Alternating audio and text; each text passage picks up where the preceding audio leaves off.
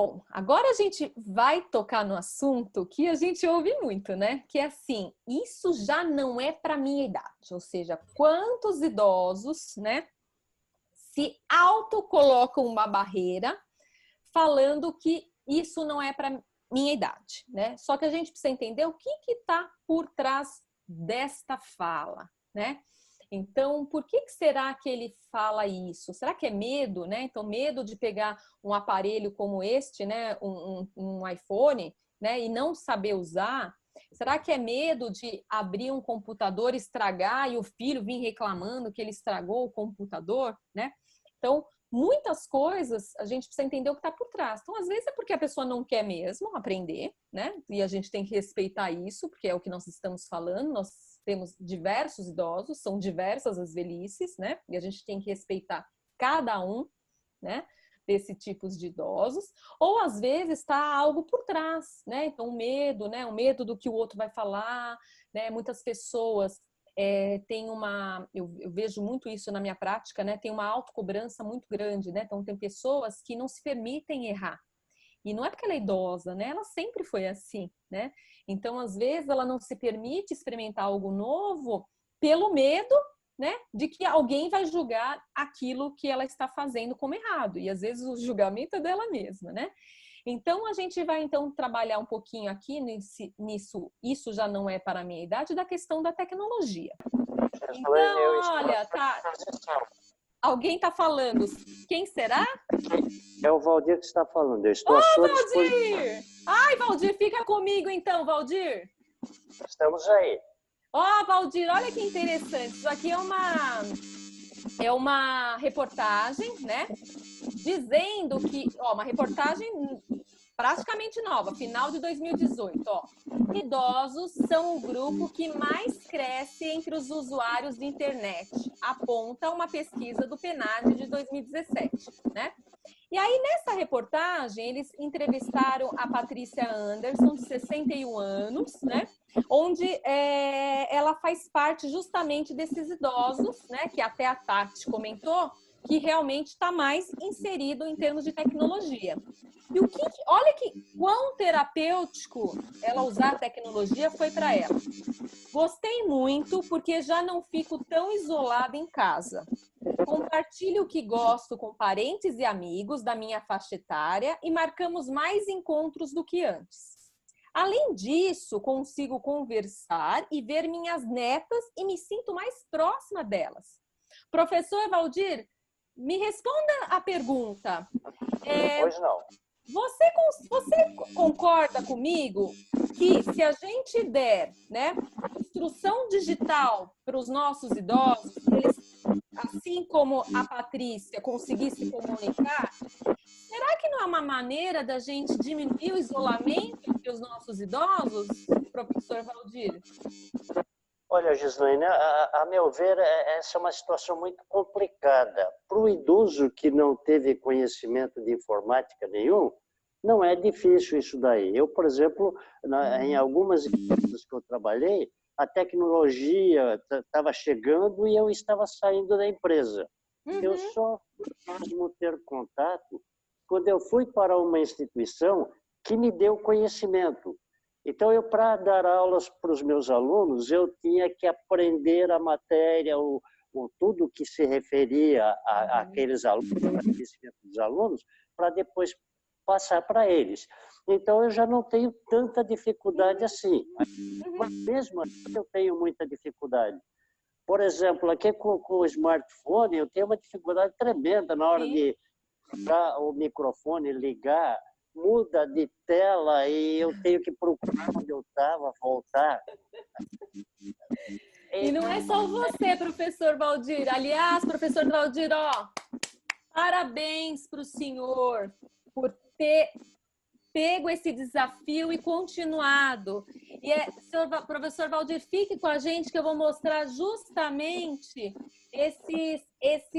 o que vai de encontro com o que o senhor está falando. Então, como que a gente dá material para a pessoa 60 mais? E não é nem os 60 mais, né, professor Valdir? Vamos cá para nós, né? As pessoas, às vezes, aos 30 já se impedem de aprender algo novo, né? Exatamente. Eu, com 75 anos, eu procuro estar sempre me atualizando. Agora, eu Sim. tenho parentes que, com 50 anos, estão completamente desatualizados e não querem se atualizar de jeito nenhum. Exatamente. E aí a gente vai ter que entender o porquê, né, professor? E olha que interessante, a Thaís está dizendo aqui que concorda com o senhor e ela tem 37 anos, hein? Tá vendo? Ou seja, o que vocês estão me dizendo? Às vezes, o que é bom para o idoso é bom para todo mundo, né? Olha que interessante. Senhor professor Valdir, agora eu vou mostrar as próximas telas, tá bom? Obrigado, querido, por compartilhar a sua informação. Um Então, olha que abraço. interessante. Obrigado, querida. Então, olha só, isso aqui foi algo de uma discussão, né, no Congresso Brasileiro de Educação em Engenharia, que ele fala sobre a inclusão digital, interação do idoso com o computador e a internet. Então, o que eles falam, né? Da importância da inclusão digital na terceira idade. Aliás, vamos até mais além, né? Da inclusão de todas as pessoas na questão digital, né? Vimos agora, recentemente, a questão do Covid, né? As pessoas tendo, né, que batalhar por um dinheirinho para sobreviver e tudo foi feito através de computador, né? E aí, quem não sabe usar essa tecnologia, o que faz, né? Fica excluído. Então, essa discussão, né, que foi feito no Congresso de Blumenau, né, fala o seguinte, que a tecnologia da informação, e aí eles colocam a sigla de TI, tá? Está cada vez mais entrelaçada em nosso cotidiano. Então, as atividades estão muito dependentes da tecnologia da informação, quer seja nos lares, no lazer ou no trabalho, tornando imprescindível que o saber da informática no dia a dia dos idosos. Próximo slide. Então, vamos imaginar que nós vamos ter políticas públicas para fazer a inclusão dos nossos idosos. A gente não tem que só pensar em tecnologia, a gente tem que pensar no que ocorre biologicamente com o envelhecimento para dar inclusão digital pensando em quem é aquele idoso, o que acontece biologicamente com ele, até psicologicamente, né? Para criar ferramentas que ele use, porque senão, se simplesmente eu comprar tablets e der para os meus idosos, a maioria não vai aderir, a gente vai entender por quê. Então, primeira coisa, porque com o envelhecimento ocorrem algumas alterações nos olhos e na visão. Então, quem tem 60 a mais, né, ou está se aproximando aí de 60, eu até posso me incluir, né, porque eu já estou com os meus óculos para ler de perto, vocês vão entender o que acontece, né, que eu tenho o braço curto, que eu brinco, e nós vamos entender o porquê. Então, com o envelhecimento, vocês já vão perceber uma perda da capacidade de focar, o que torna mais difícil executar tarefas como ler, escrever, jogar cartas e trabalhar no computador. Observe um declínio no contraste e percepção das cores, tornando mais difícil, por exemplo, distinguir seus tons, como algumas pessoas põem uma meia azul e uma preta, né? Vocês sabem disso. Ou onde termina um objeto e começa outro. Por que as pessoas às vezes caem, né, quando levantam à noite? Porque os olhos, elas até acostumarem com o ambiente escuro do quarto, demora um pouco, né? E se a pessoa já quer levantar rapidamente, a probabilidade de ela cair é muito alta. Então, a gente precisa orientar as pessoas, né, que há mudanças com o envelhecimento.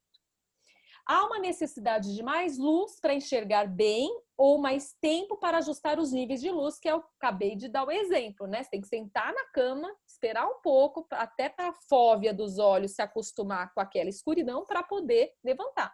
Por isso que a gente tanto fala para pôr aquela luzinha, né?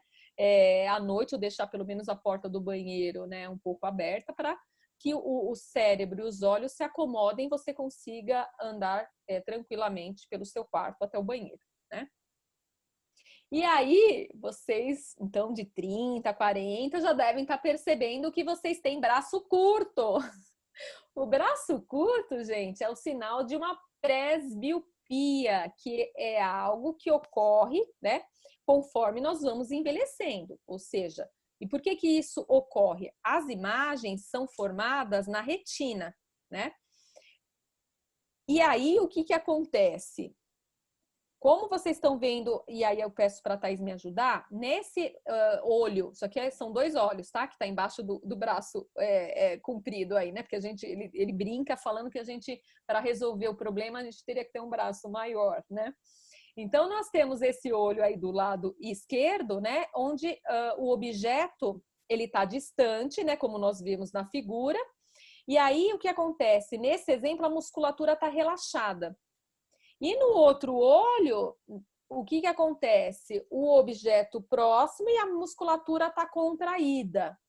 Então, a presbiopia, que é justamente essa contração aí que ocorre, né, conforme nós vamos envelhecendo, ela vai impedir que a gente leia as coisas de perto, e por isso que a gente fala que o problema é ter braço curto, né? Porque se a gente tivesse um braço maior, a gente não precisaria usar óculos, né? Porque a gente conseguiria ver as imagens nitidamente, né? Então, a gente precisa, né? Olha que interessante, nós estamos falando de inclusão digital, Gislene. O que você está falando de miopia? A gente precisa entender que ocorre com o envelhecimento. Próximo slide. Porque se a gente vai pensar numa inclusão digital, a gente não vai poder usar os mesmos instrumentais que as pessoas que não têm presbiopia usam, né? Então, a gente vai ter que pensar, sim, num tablet específico para idosos. Vamos imaginar, o problema não é visual, o problema é motor. A pessoa tem início de uma doença de Parkinson, então ela vai ter tremor. Então, a gente vai ter que pensar, sim, pessoas com dificuldades motoras, né?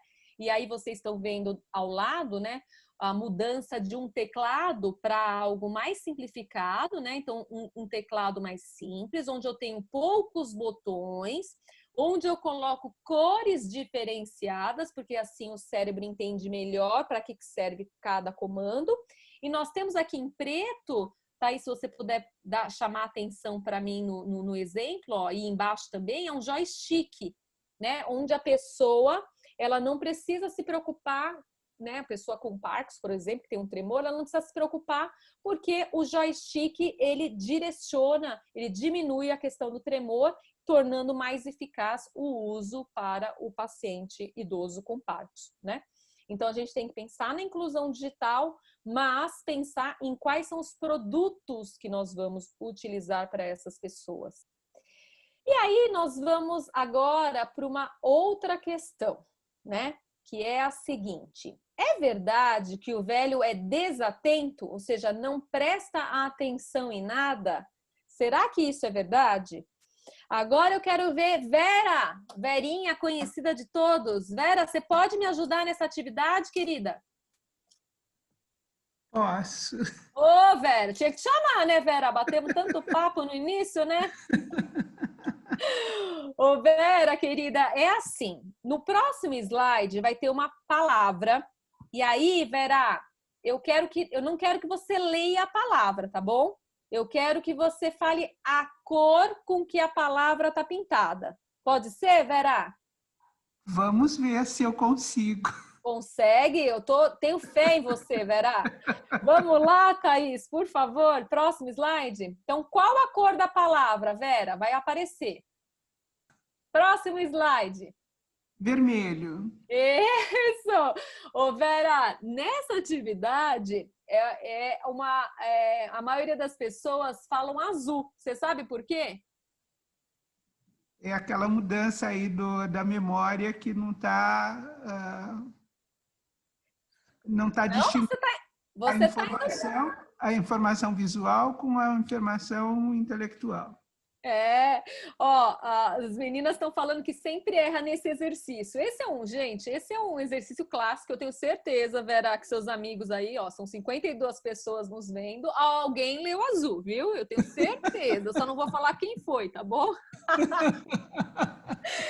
Ô, Vera, isso é algo que a gente chama de atenção seletiva, Vera. Ó, que interessante. O que é atenção seletiva? É a capacidade que eu tenho de prestar atenção numa informação e inibir outros estímulos, Vera. Então, aqui eu preciso prestar atenção na cor e inibir, Vera, a leitura da palavra, né? E aí, Vera, nós vamos perceber que com o envelhecimento, algumas atenções realmente se modificam, tá, Vera? Algumas prevalecem, são tão iguais quanto numa pessoa jovem, mas outras realmente têm uma modificação, tá ok, Vera? Perfeito. Obrigada, viu, querida? Ó, parabéns, você foi, ó, rápida. Não, é que a gente vai ficando seletiva. Tô vendo, mas o seletivo aqui deu certo, Vera. Obrigada, querida. Obrigada a você. Obrigada. Próximo slide. Aí eu vou brincar com os nossos homens. Que bom que tem homens. E aí eu quero ver se as mulheres concordam com isso, tá? Mas é claro que os homens conseguem fazer várias coisas ao mesmo tempo. Por exemplo, enquanto lavam a cara, molham o chão e o espelho. Isso é verdade, meninas?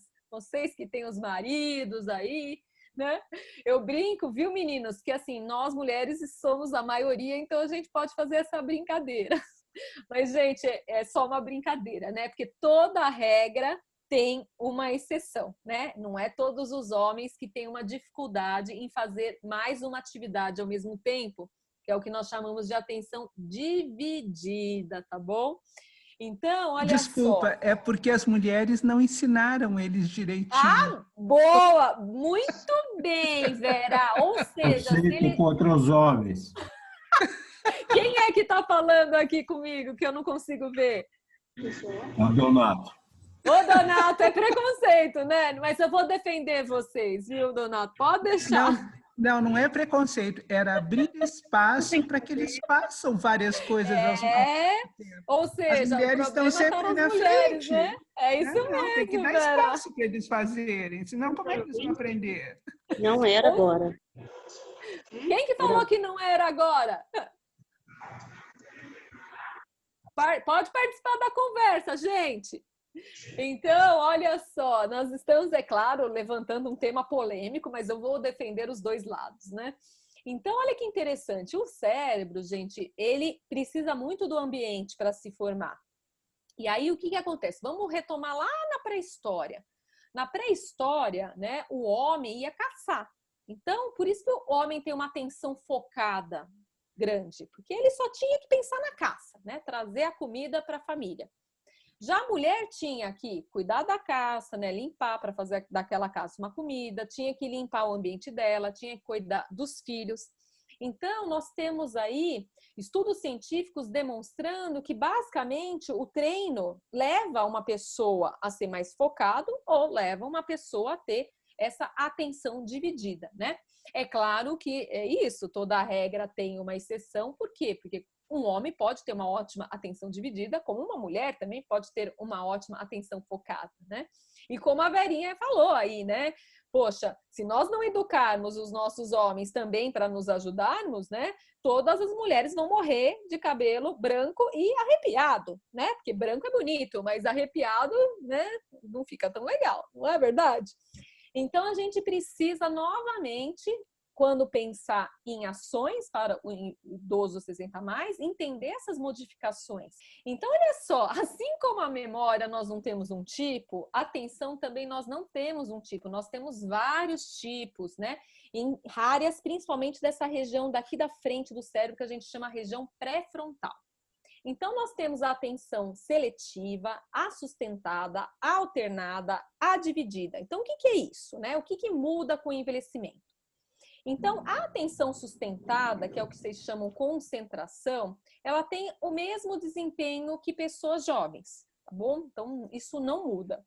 O que vai ter uma modificação é nas outras três atenções, desculpa. Então, a atenção seletiva, o que é isso? É a capacidade que eu tenho de fazer uma atividade, como eu falei para vocês, e inibir estímulos interferentes. Então, vamos imaginar. Eu estou montando um programa para o meu idoso, né? Vamos lá, da questão da inclusão digital, né? E aí eu coloco ele numa sala onde ao lado são outras salas com muitas pessoas falando ao mesmo tempo. Isso é bom para o meu idoso? Não. Por quê? Porque se eu sei que tem uma modificação com o envelhecimento da atenção seletiva, Eu tenho que garantir que não haja interferências de barulhos ao redor, né? Como eu tenho que garantir que na mesa dele só tem aquilo que ele precisa, para ele não se distrair com outras coisas. Então, isso é importante quando eu vou pensar em o que eu vou propor para o meu idoso. Outra coisa, é mais difícil para o idoso manter a atenção dividida. O que é atenção dividida? É fazer duas coisas simultaneamente. Por exemplo, ouvir a minha aula e escrever, né? É claro que se for algo conhecido que eu estou falando, então o desempenho do idoso vai ser igual à pessoa mais jovem. Mas se for algo mais difícil, algo novo, isso se torna mais difícil. Então, quando eu vou falar com o meu idoso, eu tenho que exigir que ele não faça duas coisas ao mesmo tempo. Eu tenho que exigir que ele faça uma atividade ao mesmo tempo, né? E outra coisa é a atenção alternada, que é, por exemplo, você está mexendo uma panela ao fogo, tocar o telefone que está lá na sala, você parar de mexer na panela, ter que atender o telefone e voltar a mexer a panela. Isso é atenção alternada, ou seja, onde você alterna atividades. Então, se eu sei que o idoso tem maior dificuldade, num simples exemplo como esse, eu precisaria ter, né, um corta-fogo, por exemplo, porque se ele não voltar na panela, né, queima a casa, né? Então, a gente precisa, sim, entender de sério para entender quais são as estratégias que nós vamos utilizar. Outra pergunta, o idoso é hipocondríaco, né? Então, assim, quando vocês pensam no idoso, né? Vocês acham que isso é verdadeiro? Deixa eu ver. Armando, você pode entrar novamente se você estiver aí? Opa, tô aqui. Ô, querido, tá Aqui. firme e forte, isso mesmo. Armando, você acha que o idoso é hipocondríaco? O que você acha disso? Depende, né? A gente tem uma visão um pouco dos dois ângulos, né? Um de que ele se preocupa mais porque ele sente mais limitações. E outra que também, às vezes, tem alguns idosos que acham que tá tudo bem, que não quer ir no médico, né? Principalmente os homens. As mulheres se cuidam mais, mas os homens é uma loucura, né? Então, assim, acredito que no geral, acredito que eles são um pouco mais preocupados, principalmente as mulheres. Por isso que Ótimo. vivem mais, né? Tá vendo, Armando? Ó, já tá bom, a sala já tá boa para reflexões, né?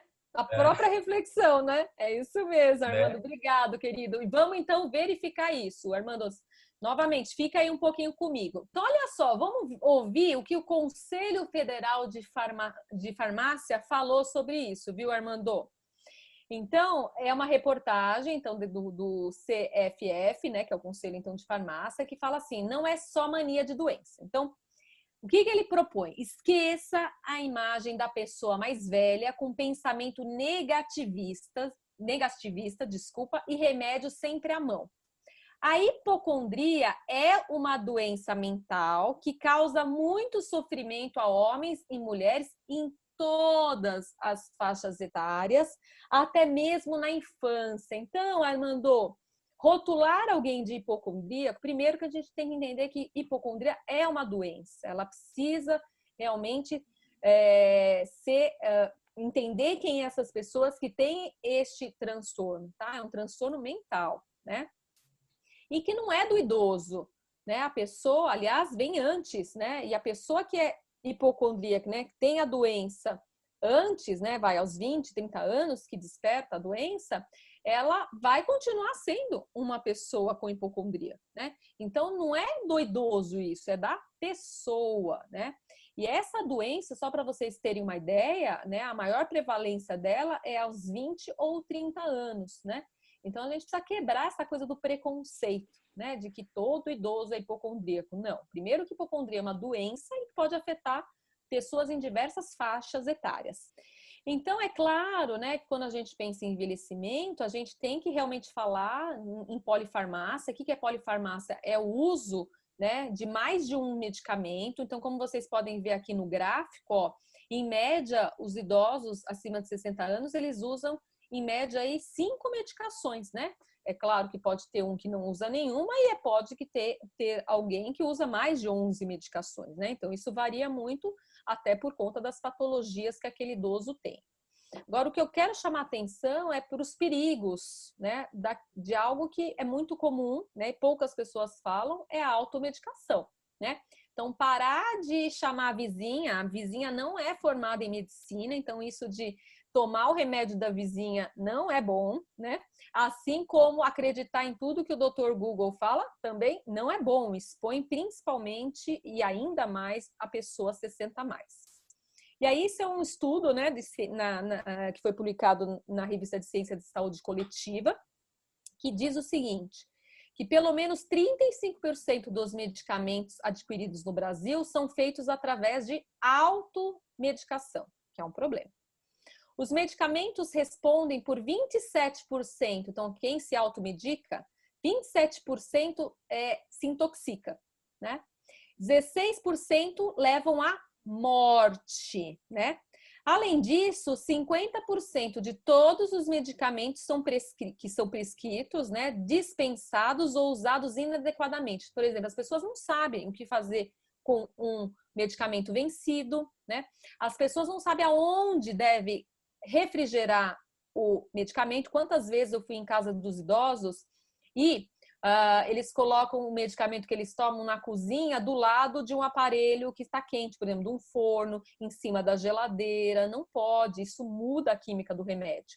Quantas vezes eu vi pessoas, só porque o remédio tem aquela linha do meio, cortarem o remédio ao meio.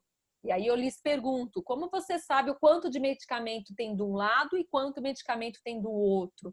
Aquela linha, gente, ela não foi feita em sua grande maioria dos remédios, nem pode cortar ao meio, né? Por isso que você tem que perguntar para o seu médico.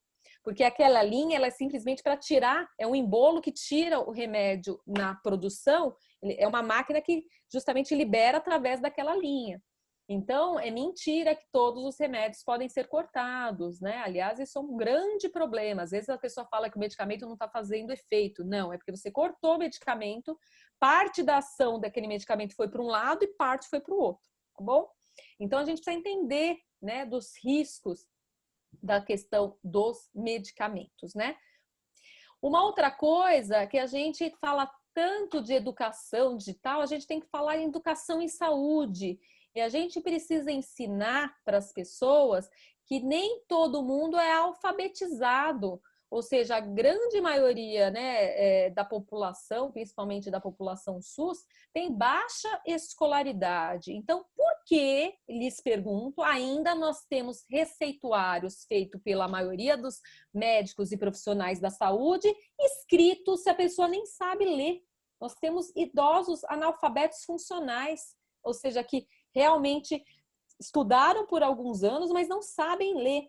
Então, aqui é um estudo de uma revista de grande impacto internacional, é o CBE, e aí ela fala que a prescrição para pacientes com baixa escolaridade, ela tem que vir em forma de desenho, porque a gente tem que sim tornar os idosos responsáveis pela sua saúde, mas nós temos que dar os recursos para isso. Então, como vocês podem ver aqui, ó, é uma prescrição onde fala para que, tá em inglês, tá? Então eu vou ler para vocês, né? Aqui é para que serve, né? Então tem várias imagens, ó, mostrando que aqui é um problema de colesterol, ó, aqui é diabetes, aqui é um doce, né?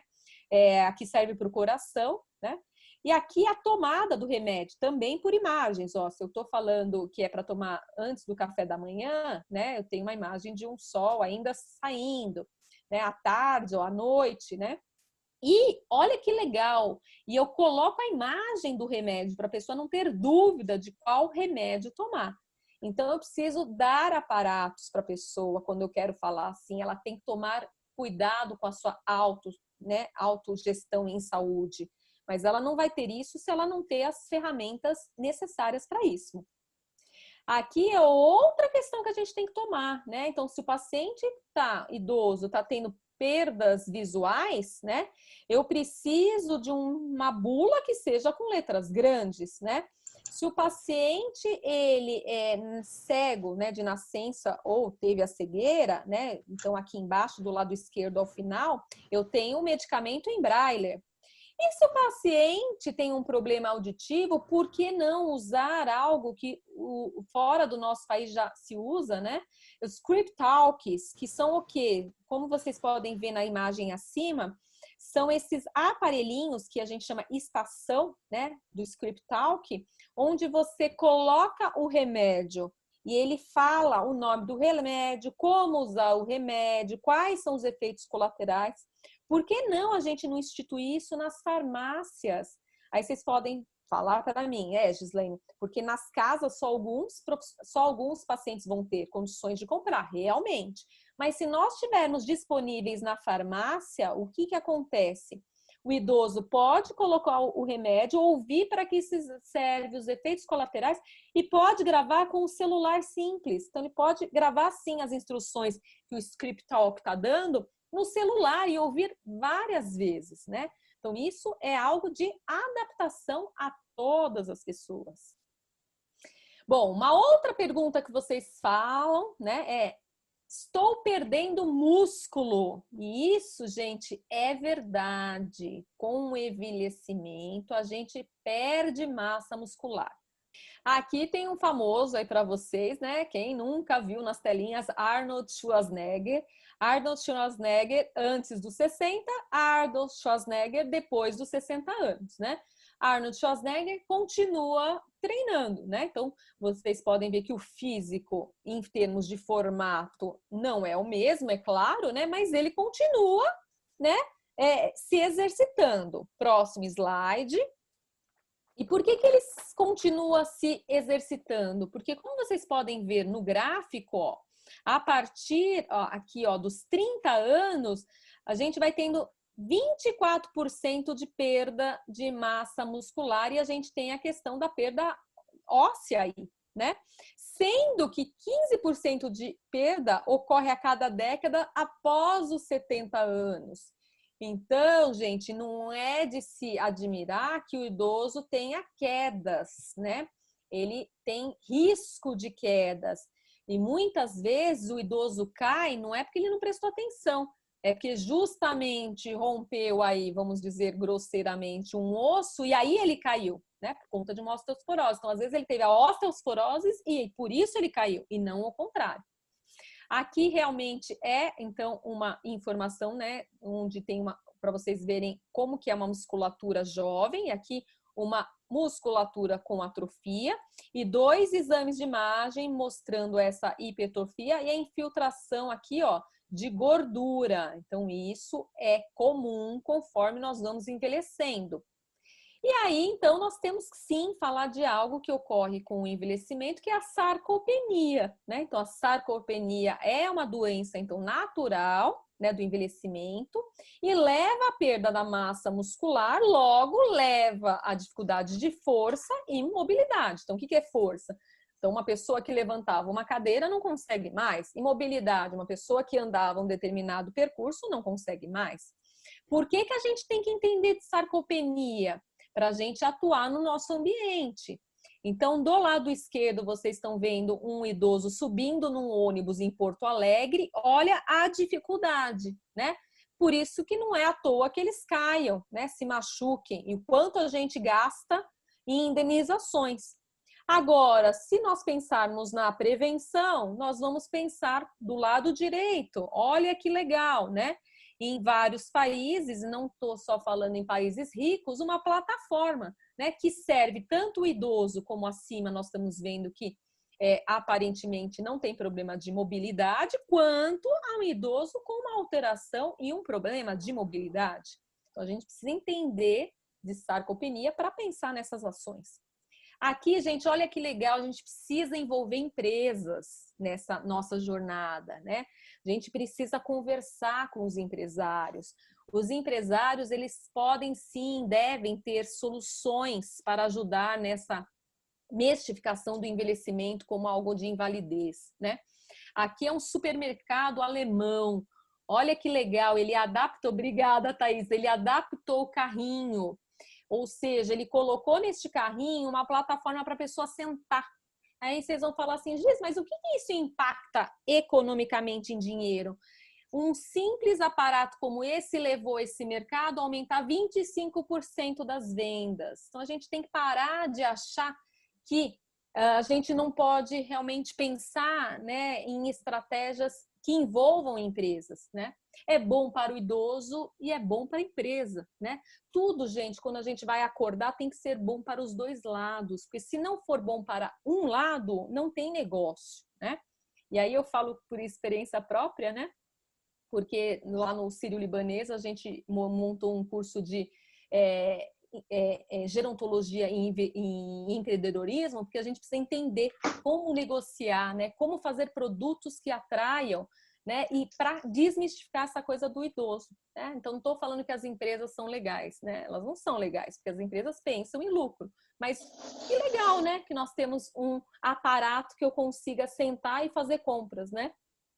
E aqui, gente, é outro produto. Por que uma bengala tem que ser simplesmente uma bengala, né? Uma bengala, ela pode me dar funcionalidade para tomar um café da tarde, pode ser um aparato do meu próprio ambiente, pode ser usado aqui embaixo para mim colocar o meu tablet, pode ser usado, sim, para mim pôr meu tricô. Por que uma bengala pode ser só uma bengala? Nós temos que nos fazer essas perguntas. Isso é importante para o mercado, né? Olha que interessante, paciente com uma dificuldade de mobilidade, né? Tem dificuldade para tomar banho. Eu preciso sim ter aparatos em hospitais, né? Em ELPIs, pensando na questão da mobilidade. Aí vocês vão falar, mas disso, tudo é caro. Sim, tudo é caro dependente do produto. Então, do lado esquerdo, nós temos algo que realmente é mais caro, né? Mas é uma banheira que nos dá mobilidade, mas do nosso lado direito, nós temos uma cadeira de rodas com a mesma função que usa poucos recursos. Como vocês podem perceber aí, simplesmente nós usamos plásticos, né? Então, dá sim para a gente dar o mesmo conforto com diferentes bolsos. Aqui, gente, se a gente tem uma pessoa com algum problema na mobilidade fina, né? Então, um paciente com Parkinson ou o que a gente chama tremor essencial, e ela não quer usar roupas com velcros, porque ela acha feia, por que não a gente não cria no mercado aparatos como esses para subir zippers, né? Só aqui, ó, do lado esquerdo é uma chave adaptada onde é usada para subir um zíper, né? Isso não custa quase nada. E agora a gente vai falar de um assunto que eu gosto muito, que isso é algo que as pessoas ficam muito de cabelo em pé, querem fugir do assunto. E aí eu pus até entre aspas, que é o idoso deu o que tinha que dar. Então agora o assunto aqui, gente, é sexualidade com o envelhecimento. Bom, nós temos que nos despertar quando falamos de sexualidade e envelhecimento, que nós não temos um tipo apenas de sexualidade. E sexualidade, gente, é diferente de sexo, tá? Sexualidade é como eu percebo eu com o meu corpo, eu com as mudanças do meu corpo, o quanto eu me sinto bonita, atraente para os outros, né? Como eu me sinto bem com a minha própria sexualidade. E nós temos que pensar que nós temos diversos idosos, né? Nós temos o idoso heterossexual, idoso homossexual, o idoso trans, né? Não sei se vocês sabem, esta aqui de vermelho, ela era ele, né? E ele era, para quem gosta aí de reality shows, ele era esposo da Kardashians, né? Kardashians são aquelas moças que tem um seriado que passa o dia a dia delas, né? E o quanto, né, ele teve que mudar, né, os seus conceitos, se perceber na sua sexualidade, e o quanto ele teve coragem, né, por ele estar no mundo artístico, de mudar, né, a opção sexual dele para aquilo que ele quer, né, para aquilo que ele se sente bem, né? Então aqui é um slide para a gente falar sim de quebras do preconceito, né? E aí não é só do idoso, né, mas de todo mundo, né, da quebra do preconceito quanto à nossa sexualidade. E a gente tem que entender que nesses diversos idosos, nessas diversas velhices, nós vamos ter de um lado a sexualidade negada, né? Que é como se não fosse possível uma imagem sexual na qual os componentes físicos, sociais e os emocionais reais estivessem envolvidos para você se tornar uma pessoa atraente para os outros. E como também a gente tem que quebrar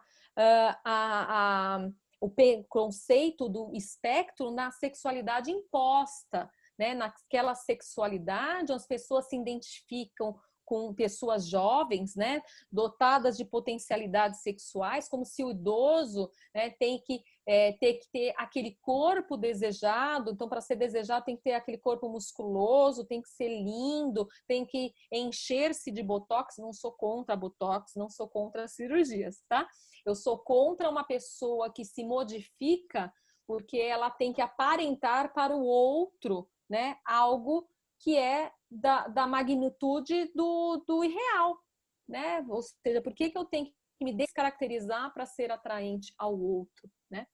O que eu chamo a atenção também nesse slide? A gente tem que falar de sexualidade. E por que nós temos que falar de sexualidade? Porque o número de idosos com HIV no Brasil cresce em 103%, ou seja, cresceu em 103% na última década.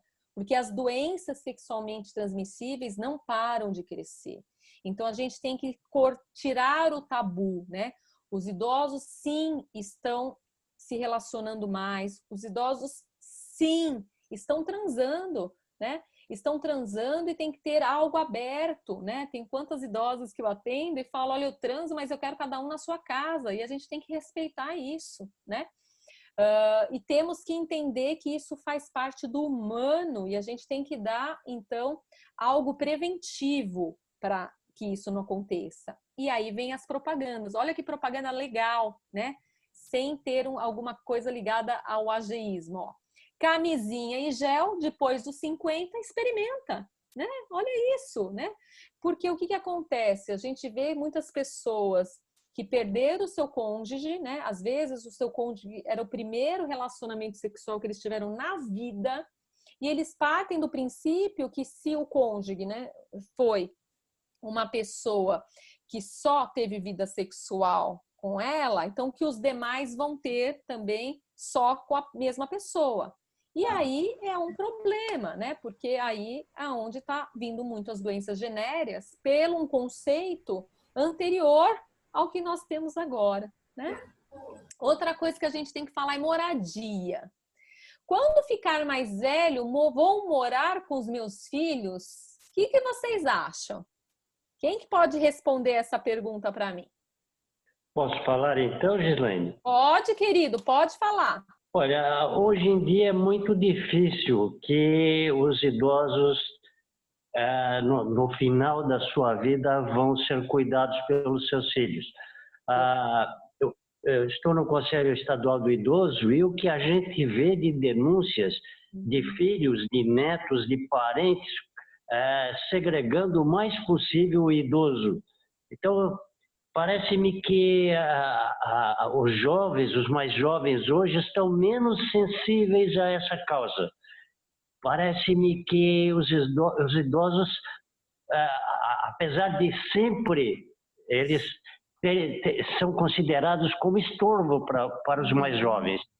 Então, eu acho muito difícil. E é por isso que há um crescimento muito grande de instituições especializadas em cuidar de idosos, porque os jovens, eles não se preparam para isso. Eles não têm nem o feeling de dizer que o idoso tem que ser cuidado. Não é uma obrigação, não é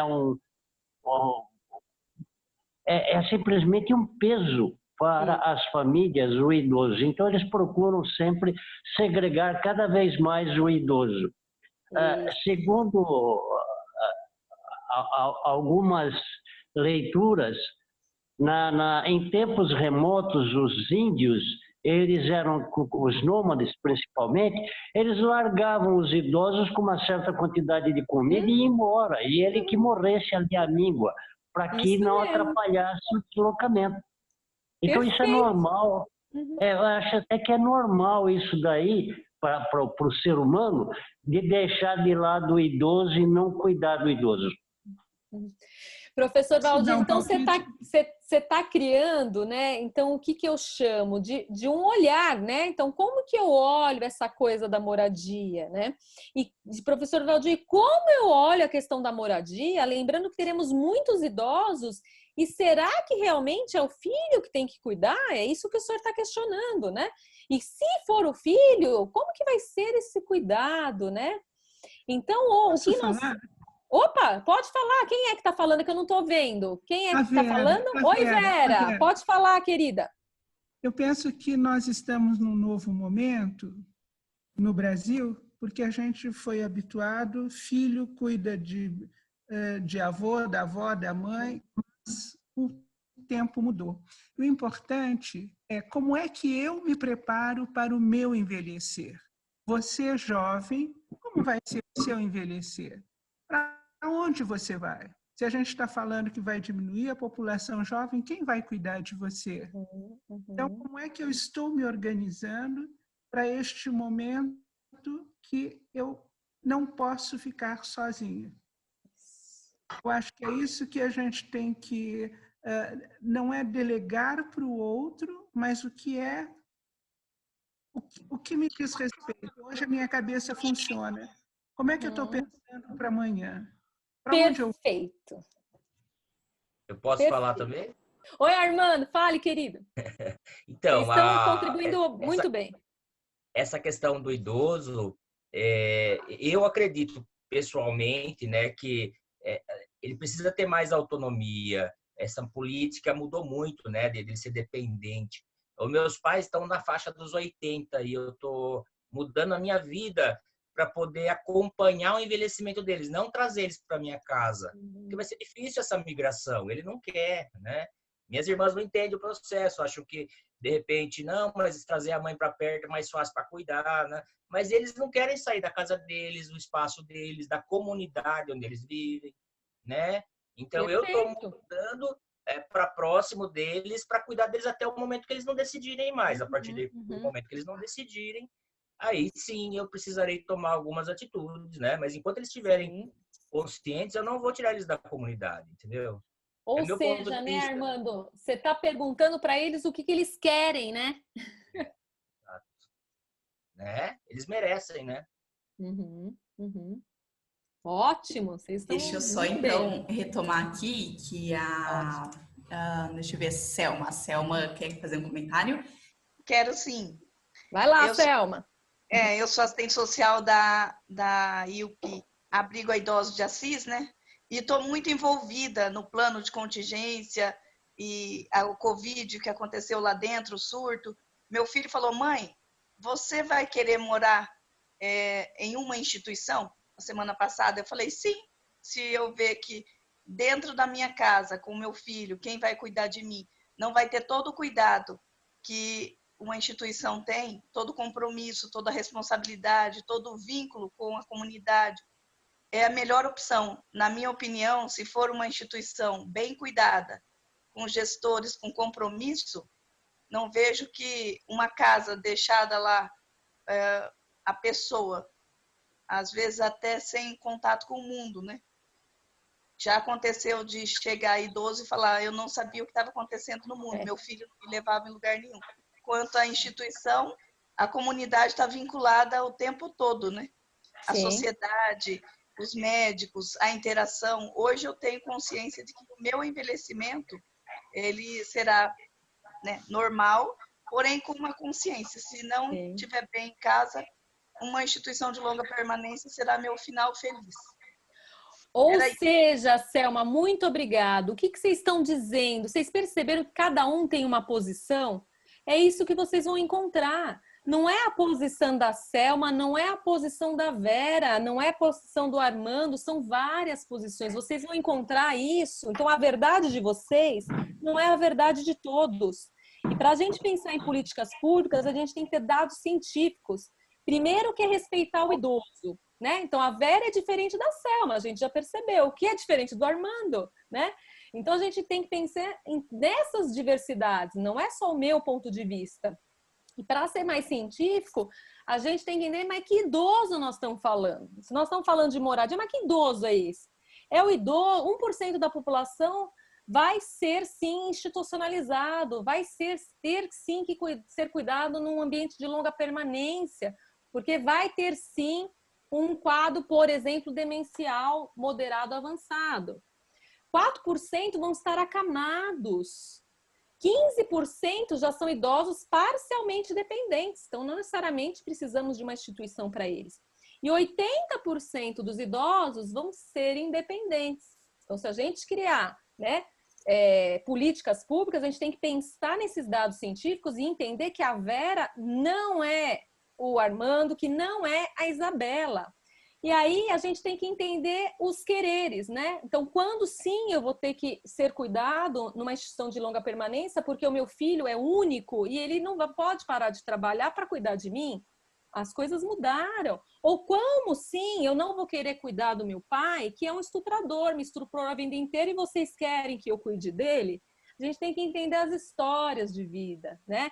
Então é isso, entender o ponto de vista de cada um, o porquê que aquele idoso não é cuidado, porque o idoso às vezes não é cuidado, porque a vida inteira ele foi ruim para a família, não é? Então a gente tem que entender essas diversas velhices e temos que dar soluções, né? Então, só voltando um pouquinho no anterior, então o que vocês estão vendo muito nas notícias? Que idosos trocam lares por repúblicas para envelhecimento junto com os amigos.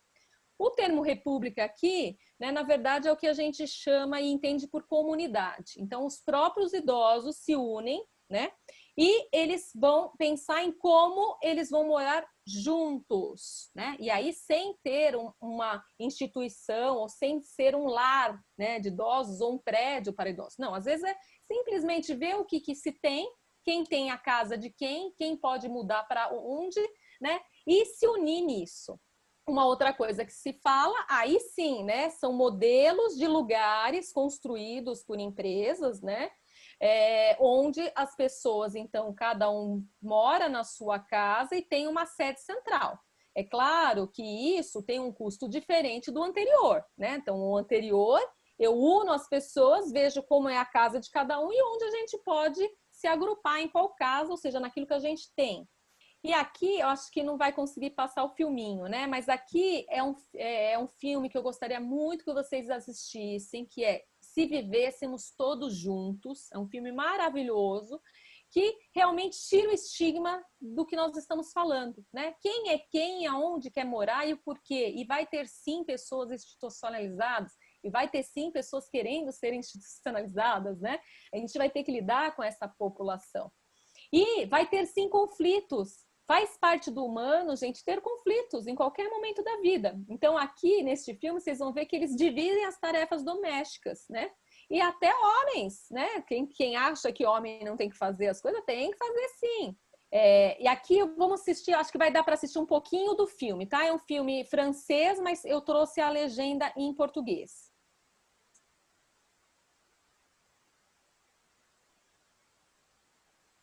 Ficou sem o som, gente, mas não tem problema. Observem a legenda, tá bom?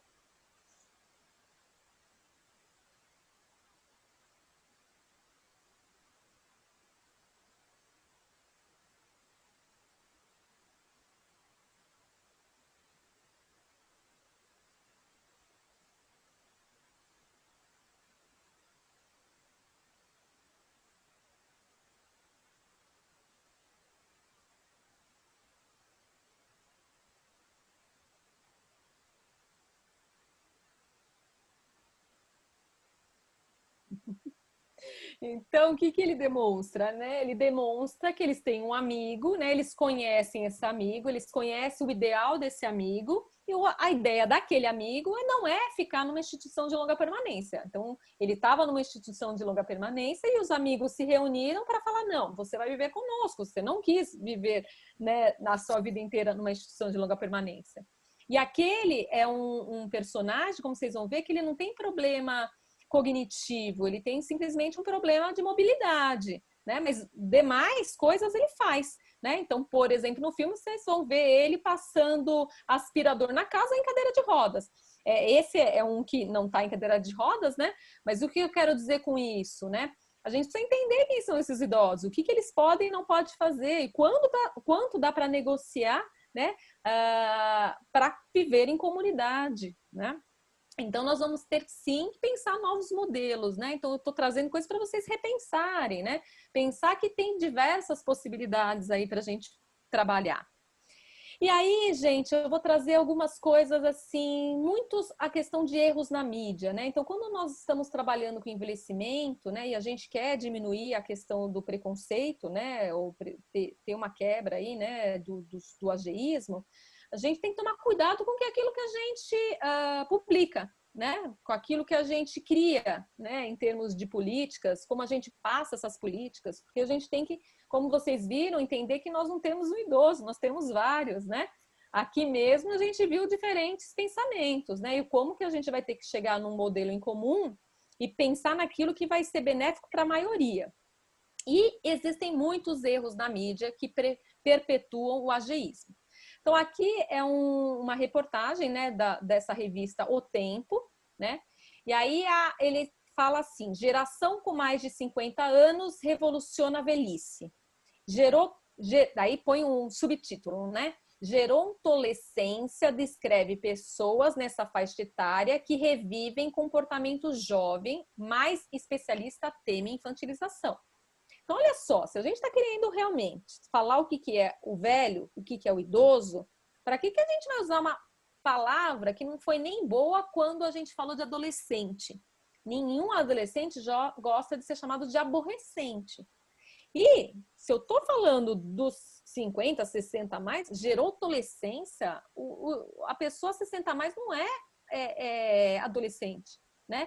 Então, o quanto as mídias sociais trazem nomes que acabam acentuando o ageísmo. Aqui, a mesma coisa, olha que interessante, é uma atitude super legal, tá falando de emprego, mas o título é assim: estas velhinhas trabalham no auge da terceira idade. Com o projeto de reinserção do idoso no mercado de trabalho, redes de pizzarias com 10%, conta com 10% de funcionários idosos. Então, olha que interessante, uma reportagem super legal, né, falando de inserção do idoso no mercado de trabalho, e o tema é essas velhinhas trazendo ageísmo, né? Aqui, outra reportagem. Enxergar o mercado sênior como algo homogêneo é um dos 5 erros estratégicos das marcas, né? Então é isso, não temos um idoso, temos vários idosos. Políticas públicas têm que ser para os diversos idosos, produtos têm que ser para os diversos idosos, né? E assim seja no público ou no privado. Na comunicação, eles não querem o aspiracional inatingível, tampouco estereótipos, né? Então, olha só, é um idoso praticando a sua atividade física com características de idoso, né? Então, isso são imagens adequadas quando a gente quer falar de envelhecimento. Diferente dessa imagem, né? Reportagem sobre o idoso e fala que todo idoso volta a ser criança e infantiliza o idoso com essa bicicletinha. Tá errado, né? Tá errado. Tá passando uma imagem errada do que é ser idoso. Ou isso, né? Nós vamos colocar os nossos idosos numa cúpula, né? Eles são inatingíveis, eles não podem ter voz para dizer aonde eles querem morar, se eles querem ter vida sexual ou não. É uma imagem deturpada do envelhecimento. Olha isso, Galileu, revista que muitas pessoas compram. A cura do envelhecimento, né? O anti-age que eu tô falando para vocês, né?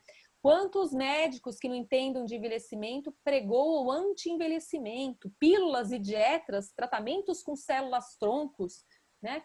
O que é isso? É contra? Nós não podemos envelhecer? Nós temos que ter os estereótipos de jovens, né?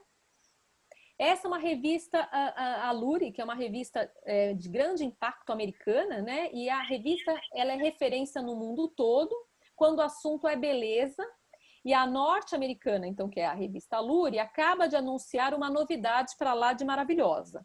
A redação decidiu não utilizar mais em suas reportagens o termo anti-idade. seja para se referir a produtos, procedimentos ou qualquer tema abordado pela publicação. Então, isso sim é uma atitude adequada quando nós queremos quebrar o ageísmo. Em compensação, a amiga Vogue, né, que traz, né, agora pessoas na capa, né, no caso a Jane Fonda, ela está querendo chamar atenção para o envelhecimento, só que dentro da revista está repleto de anúncios de anti-rugas, né? Então, olha que discrepância. Ela realmente vai falar do envelhecimento, traz a Jane Fonda aí para a gente pensar no envelhecimento e tem um monte de propaganda anti-age, né? E agora, gente, para finalizar, né, eu sei aí que a ideia, então, quando a Luísa, a Thaisa, a Juliana me convidaram, não foi para fechar nenhum assunto, né? Foi talvez, eu acredito nisso, abrir a mente de vocês para pensar no envelhecimento, né? E que bom que nós estamos em grupo e que bom que, né, deu tempo de algumas pessoas falarem alguns pontos de vista, para a gente entender que mesmo dentro do nosso grupo as opiniões são divergentes, né? E que bom, né? A questão é que a gente vai ter que pensar nessas diversas divergências, né? Pensar então nesses diversos idosos, né? E chegar a um ponto comum para pensar em estratégias de produtos e serviços, né? Porque senão, se a gente também só ficar com as nossas divergências, a gente não anda, né? E para pensar em produtos e serviços, então a gente tem que entender os diversos tipos de idosos, né?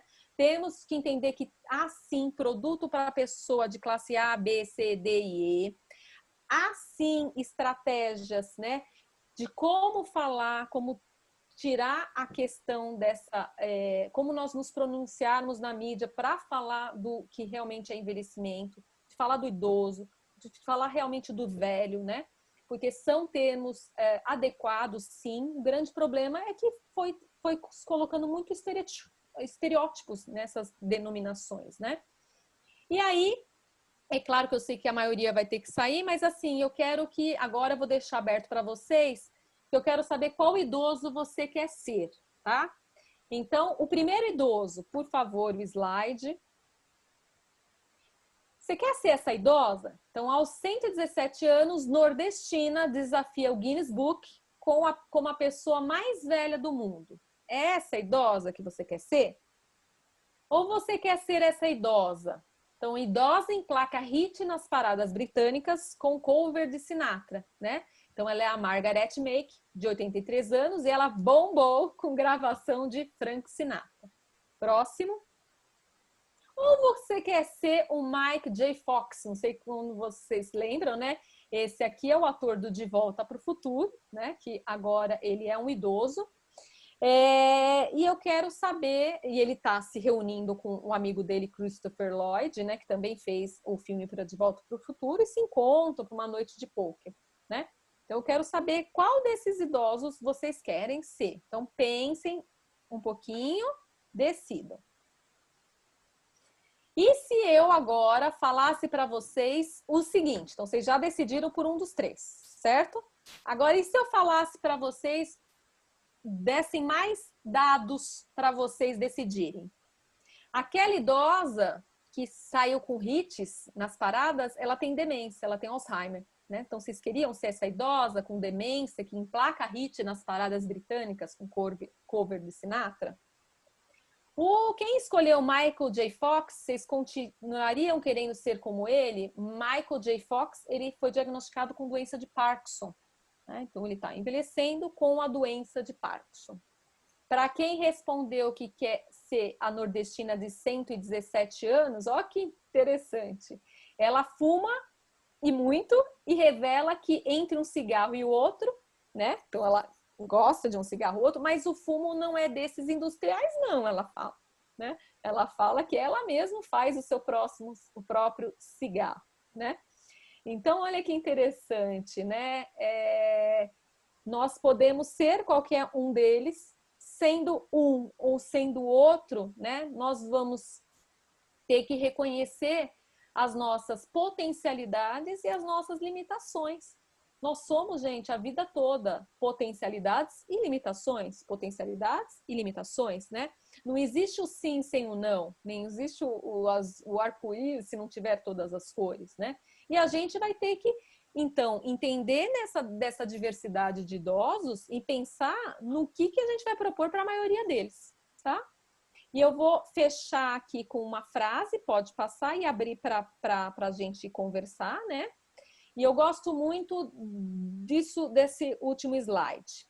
Com o tempo, mudanças fisiológicas ocorrem, não é? Com o envelhecimento, nós temos mudanças em tudo, no físico e no cognitivo, no psicológico e no social, em tudo. Então, ocorrem mudanças nos corpos de todos, mas são os preconceitos que levam muitos a crer que essas alterações são as principais causas de disfunções e insatisfações com o ser velho, né? Então, eu quero que vocês pensem nisso. E aí, ó, a gente volta para aquele primeiro slide, que é quando que nós nos tornamos velhos, tá? Então, Luísa, Thaís, Juliana, eu quero saber se a gente pode, então, agora abrir para uma discussão. O que vocês acham? Podemos sim, Gis, com certeza. Pessoal, primeiro, Gis, muito obrigada. É um conteúdo super rico, né? Eu acho que para quem está na área do envelhecimento há mais tempo, tem familiaridade com algumas coisas, nos foram trazidos uns pontos de vista bem interessantes, né? Novas soluções que estão aparecendo, que é legal também para a gente saber o que tem acontecido, né? E queria abrir então para vocês que estão aqui, quem quiser trazer colaboração, dúvidas ou seus comentários sobre isso, acho que é bacana também a gente discutir um pouco sobre esse conteúdo. Então podem ficar à vontade, pessoal. Posso falar? Claro! Claro! Bom, eu vou colocar que o envelhecer começa na gestação. Dependendo como uma criança vai ser durante a gestação, como essa mãe vai ter acesso ou não a uma série de necessidades básicas para levar essa gestação até o fim, o idoso com problema já nasceu ou não. No meio do caminho, a qualidade de vida e acesso ou não que eu tiver vai direcionar o meu envelhecer. Eu sou velha, né? Tenho 69 anos. Por enquanto estou bem. Né? Mas como é que eu cheguei até aqui? E amanhã vai ser como? E na medida que eu não penso nisso, né, que não me preocupa, num país onde a gente tem uma boa parte da população analfabeta, semi-analfabeta, sem acesso a uma série de coisas, como é que vai se envelhecer realmente no nosso país? Está todo mundo preocupado com tecnologia, com computador, tal, né? Velho é esse. Vai usar toda essa história. Quando a gente pensa em política pública, e eu tenho que pensar em todos, mas o que é que a gente tem? Eu vi uma criança em Brasília na porta da Câmara vendendo balinha, com menos de 10 anos. Uma criança num setor nobre de Brasília, em frente a uma casa de leis, onde tem uma lei que diz que a criança não pode trabalhar, onde tem uma comissão da criança e ninguém vê essa criança. Como é que ela vai envelhecer? Se ela sobreviver daqui 50 anos, como vai ser essa velhice? Se a gente não cuida hoje da base, nós temos todas as teorias, mas como é que é a realidade no nosso país? E isso a gente precisa estar atento. Nós estamos vivendo esse momento da pandemia que está nos mostrando que Brasil é esse que nós temos. As pessoas não estão morrendo por causa do Covid. Elas morriam antes porque não tinha atendimento, a gente não tem profilaxia, né? As pessoas ficam na fila esperando para ser atendidas. sem ter Covid, as pessoas estão morrendo. As pessoas não têm água, mas não é problema meu, eu tenho água em casa. Então, eu penso que nós estamos vivendo um momento muito importante, um momento para repensar como será depois deste Covid e como é que nós vamos envelhecer nesse país. E o que é que nós vamos fazer para envelhecer nesse país? Para todos. E se eu não aceito o meu envelhecer, ninguém vai me aceitar. Começa comigo, dentro de mim. Obrigada. Ótimo, muito bom, perfeito. Enaura, eu concordo com a Vera e acredito também que uma das ações que nós teríamos era investir muito nas políticas públicas para a educação das crianças, para que a gente consiga ter, e é óbvio que o que a Vera falou é imprescindível, né? As condições de saneamento, as condições de moradia básicas, e nisso tudo educação, para que nós possamos, se não nós, pelo menos os futuros velhos, né, terem melhores condições. E parabéns aí pela apresentação e pelo conteúdo. Obrigada. Gislaine, fica um pedido aí, aquele curso do Sírio, de envelhecimento e empreendedorismo, tem uma versão digital também, tá? Vou falar lá, pode deixar. Obrigada, querida. Obrigada. E até, né, complementando aqui o que vocês estão falando, né, o que vocês estão falando realmente é o que a gente tem que pensar, né? Uma coisa que a gente discute muito com os jovens é, a partir do momento, né, que a gente levantou todas essas problemáticas, a gente começa a trabalhar com as soluções, né? Porque a gente sabe que isso é de berço, né? Como a Vera falou, né? Então, quando a Vera fala assim, nascemos com algo pré-programado, é verdade, né? Doenças como câncer são pré-programadas, estão lá, né, na base da nossa constituição, do nosso cromossômica, né? Agora, quando ela vai manifestar, é isso que nós vamos ter que trabalhar, porque a gente não vai poder ir lá, ainda não temos nada que vamos lá na genética modificar, mas a gente tem o quê? O que a Vera disse muito bem. O que nós vamos dar de condições para essa criança, né, que já nasceu programada com isso? Quais são as ações? Porque eu vejo assim, né, a gente precisa sair muito da questão do pensamento e ir para as ações, porque o que muda uma realidade são ações, né? Então, quando a gente propõe, né, criar esse grupo tão seleto aqui, que eu vejo, né, de pessoas, né, tão engajadas, e admiro, né, porque é isso, a gente tem que se engajar, é o que em cada um que tem um pensamento, né, e a gente tem, cada um aí na sua realidade, no seu município, conhece, né, os idosos de todas as faixas etárias, né, de todas as condições sociais, né, o que nós vamos propor para eles, né, nas nossas condições, né? Porque é isso, um menino da favela foi no MIT e ganhou o prêmio, ou seja, nas condições dele, que ele tem lá quase nada, ele mostrou que dá para mudar a realidade. Então, como que nós vamos mudar a nossa realidade com o que temos, né? É o que eu brinco em reabilitação. Né? Me dê um lápis ou uma xícara e eu avalio um cérebro, né? Então, isso não pode ser algo que impeça a gente de criar ações, né? Claro que hoje eu estou no Sírio, mas eu não trabalhei sempre no Sírio. Eu venho do Hospital das Clínicas e da Santa Casa, né? Para mim, idoso é idoso, né? E eu tenho que entender a realidade desse idoso e criar soluções, né? Então, em reabilitação, eu crio soluções para um idoso que mora num cômodo e eu crio soluções para um idoso que mora num palácio, né? Então, a gente tem que entender como é esse idoso biopsicossocial e trabalhar com algo que são ações, né? Ações e que, claro, que consigam abranger a maioria dos nossos idosos, né? Nossa, né? Que é muito legal. Isso, né? Tem aqui a Marisa Aparecida, ela tá com um símbolo de mãozinha levantada, e aí eu queria saber, Marisa, se você quer trazer o seu ponto de vista e colocar o seu comentário aqui pra gente.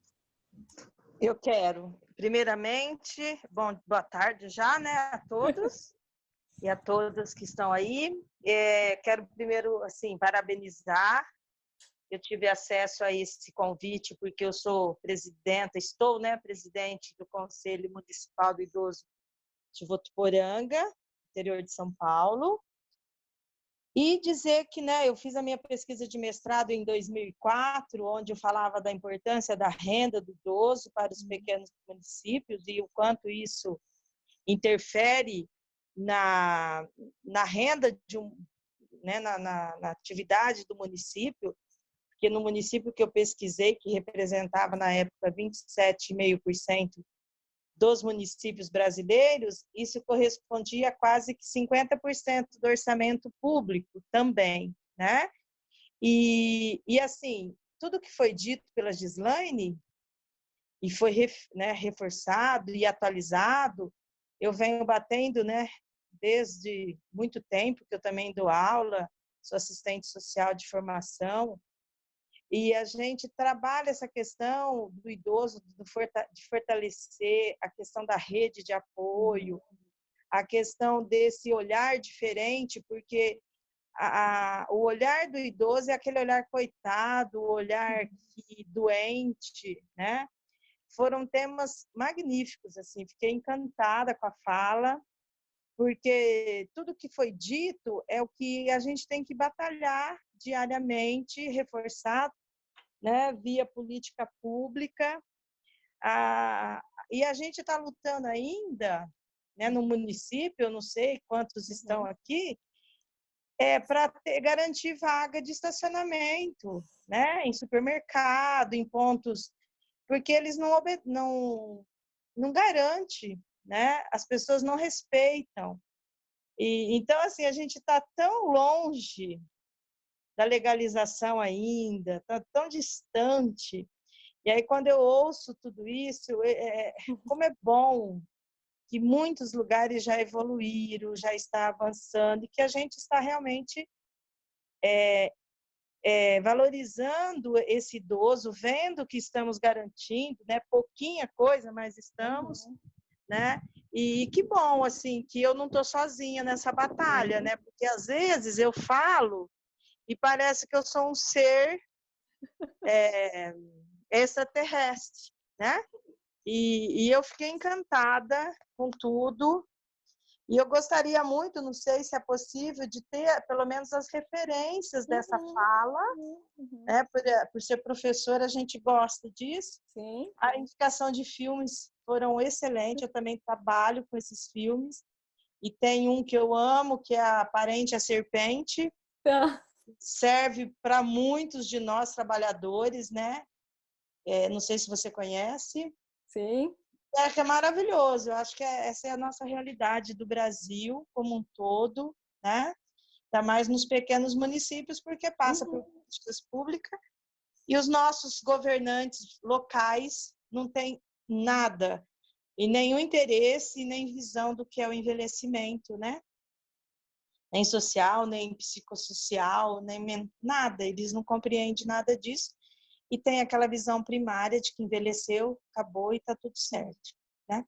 Era isso que eu queria falar e te dar parabéns. Obrigada. Maravilhada. Eu que tenho que parabenizá-los pelas colocações. Um abraço a todos. Abraço. E até amanhã para a equipe aí, porque tá show de bola. Legal, Marisa. Quem puder estar aí junto com a gente amanhã vai ser super legal também. E é isso, acho que a gente fica muito feliz de ver mais gente participando e o objetivo desse projeto é realmente fortalecer, empoderar, instrumentalizar os conselhos. Então, a gente fica muito feliz com a participação de vocês aqui. Posso falar só mais uma coisinha para terminar? Claro! A primeira coisa, nós temos uma Constituição que nos diz o que nós temos que fazer. Então, a Constituição me dá direitos e deveres. Eu tenho que estar atento. Gislaine, você está num hospital que não faz só cardiologia, ele vai além disso. E nós temos aí na capital. Einstein, você, estudante Pazzanese, o Hospital das Clínicas, porque tiveram lá atrás médicos super competentes, o Adil Tadene, o FEA, que passaram nesses espaços e abriram para outras histórias, perceberam o seu paciente. E é isso que a gente precisa.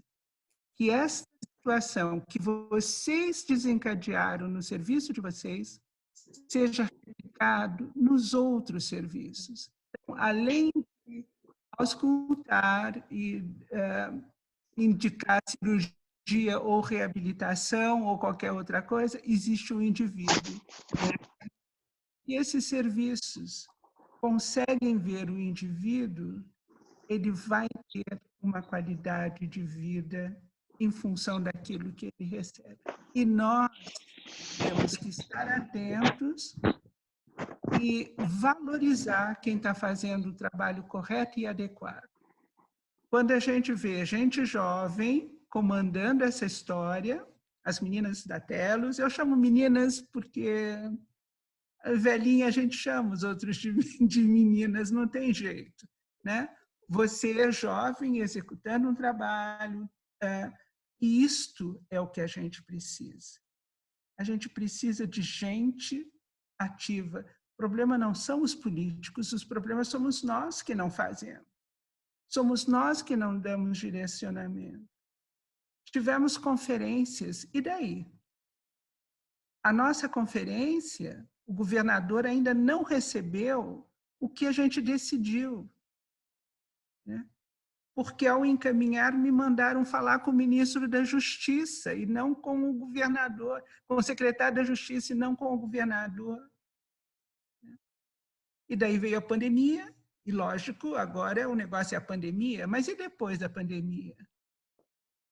Né? Eu, daqui a pouco, estou saindo do conselho, mas eu já estou preparando uma carta para o governador, porque eu não posso aceitar isso. Eu não posso aceitar qualquer coisa.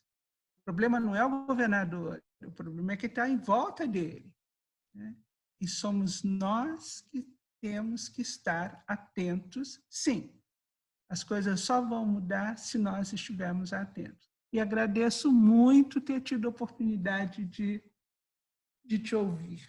Muito obrigada. Eu que agradeço, Vera. Agradeço vocês todos. Aliás, é isso, né, Vera? Somos nós que vamos mudar, né, a nossa própria história, né? E que bom que somos muitos, né? Porque eu estou vendo que somos muitos aqui, né? Ficar até esse horário, né, com esse número de pessoas, né, é algo magnífico, né? Quer dizer que o quanto nós estamos engajados, né? E somos nós mesmo, Vera. Concordo plenamente com você.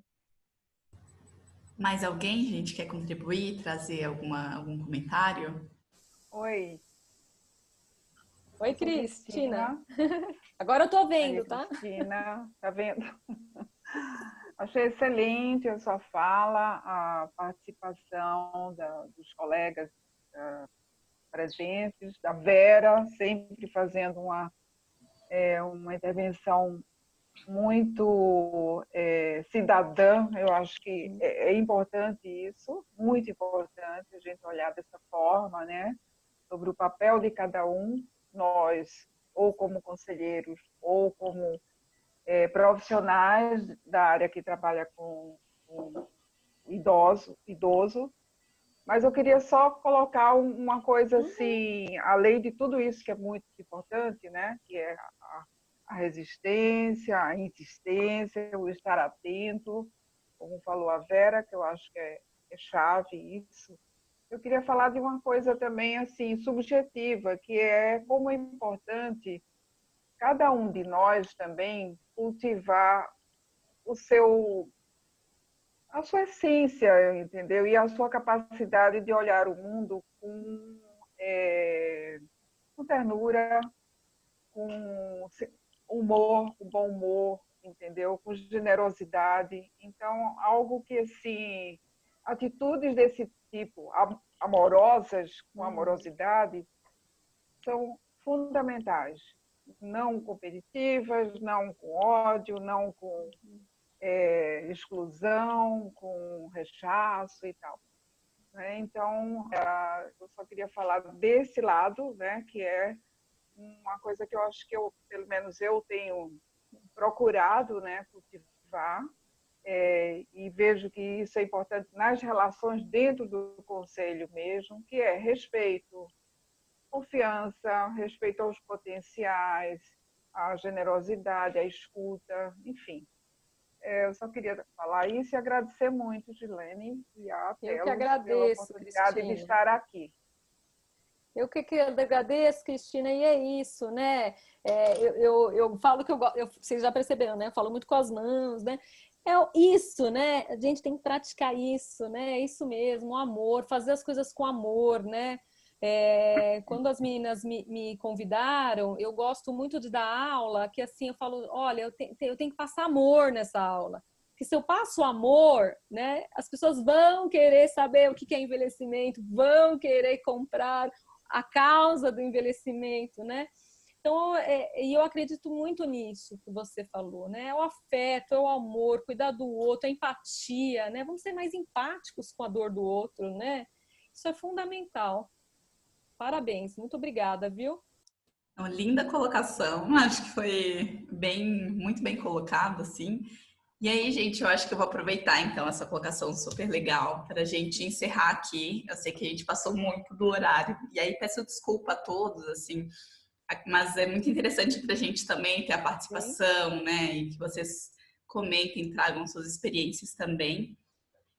Mas é isso, então eu acho que a gente encerra por aqui hoje. Muito obrigada a presença de todos vocês. Obrigada, Gis, mais uma vez, pela sua colaboração aqui com a gente. E, pessoal, eu vou encerrar aqui, então.